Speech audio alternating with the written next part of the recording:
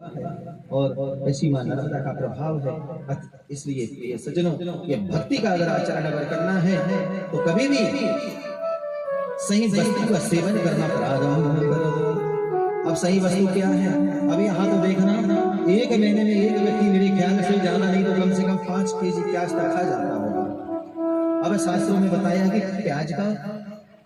प्याज से दूर रहना चाहिए, अपने भोजन में शामिल नहीं करना चाहिए।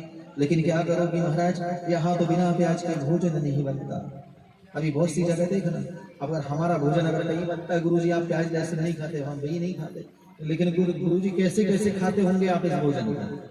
लेकिन हम वही कहते हैं कि जहां पर सात्विक भोजन अगर होता हो बिना प्याज लहसुन, प्याज में दोष क्या है? सबसे बड़ा ये दोष है कि वह उत्तेजना उत्पन्न करता है, उसका स्वभाव है ये उत्तेजना तेज करता है। और उत्तेजना तेज किस बात की करता है महाराज? तो उत्तेजना इस चीज की करता है, हम कभी किसी को कठोर ना बोले, लेकिन जो प्याज खाने वाला रहेगा 100% है कि उसको गुस्सा आएगा।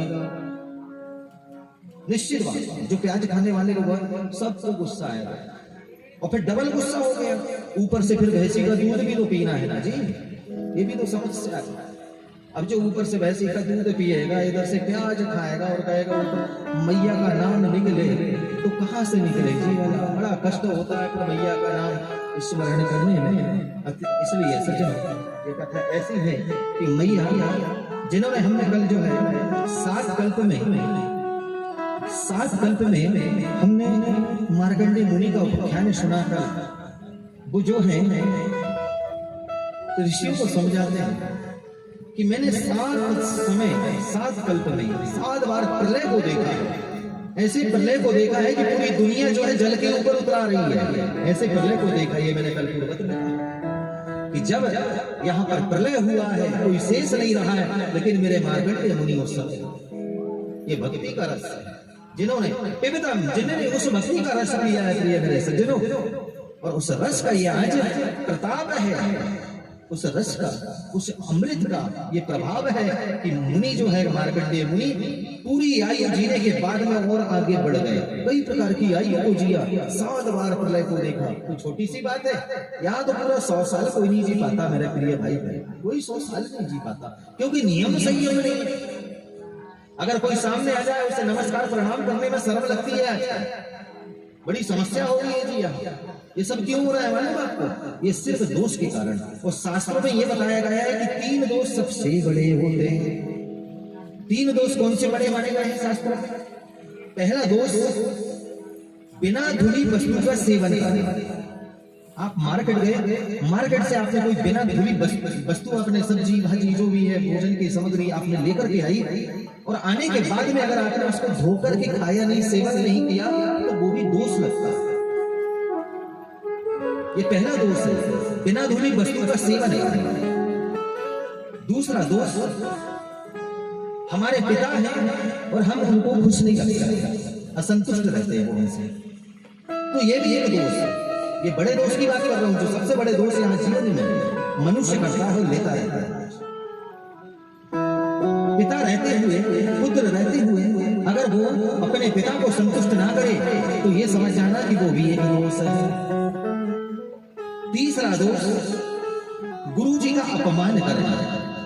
गुरु का अपमान इतना बड़ा दोष माना गया है, भगवान भी उसे शरण नहीं देते जो गुरु की निंदा करता है। भगवान मेरे महादेव हो, चाहे श्री नारायण हो, चाहे मेरी मैया रेवा हो, वो शरण नहीं देते। क्यों? कि जो गुरु की निंदा करने वाला है वो तो इन स्थानों से दूर ही है। इसलिए कि जब तक इस हृदय में अगर भक्ति नहीं आई, तो ये विकार रूपी जो समुद्र यहाँ शरीर में फैल रहा है और बढ़ रहा है, वो दूर नहीं हो सकता है। ये गंदगी शरीर की अगर है तो वो सबसे बड़ी क्या है? बुरे विचार। ये गंदगी है शरीर की, जहां विचार, हम बैठे कथा में और ध्यान लगा हमारा उधर। बहुत से लोग ऐसे रहते कि अरे हमने ये काम छोड़ करके आ गए, मैया लोग भी हमारी ऐसी रहती कि अरे हमने वो काम छोड़ के आ गए, पहले कथा सुन ले फिर आकर के कर लेंगे, लेकिन ध्यान लगा कहा उस काम में। लेकिन ऐसा कभी नहीं करना चाहिए। मैं आप लोगों को नहीं बोल रहा हूँ, ऐसा नहीं सोचना, आप लोग तो सब काम करके ही आते हैं। जब तो देखो ना 3 बज गए, अभी तक सब लोग चले आ रहे हैं।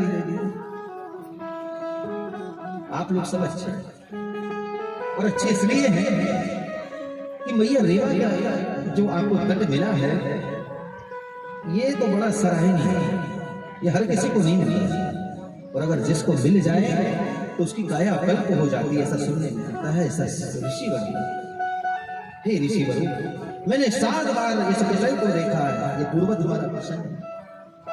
जिस समय भगवान ने मेरी रक्षा की है, महादेव ने बक बन करके बगुला बना करके आकाशवाणी की, मार्कंडेय मुनि, हे ऋषिवर, आप मेरे पंख में समा जाओ, आप मेरे पंखों की गुफा में आ जाओ। मैंने उन महादेव, उन नारायण को देखा है, हे ऋषिवरों, मैंने ऐसा जो है ना 7 बार ये प्रलय को देखा। यहां तो हमसे पूरे 100 वर्ष नहीं कर सकते, जबकि मनुष्य की आयु जीवे तो वर्षम शतम, 100 वर्ष जीना है। इसके बाद भी इतने प्रकार की कलह आ गई है उसमें कि अब कहने का, पल पल में ये मन इधर उधर भटकता है, पल पल में ये मन इधर उधर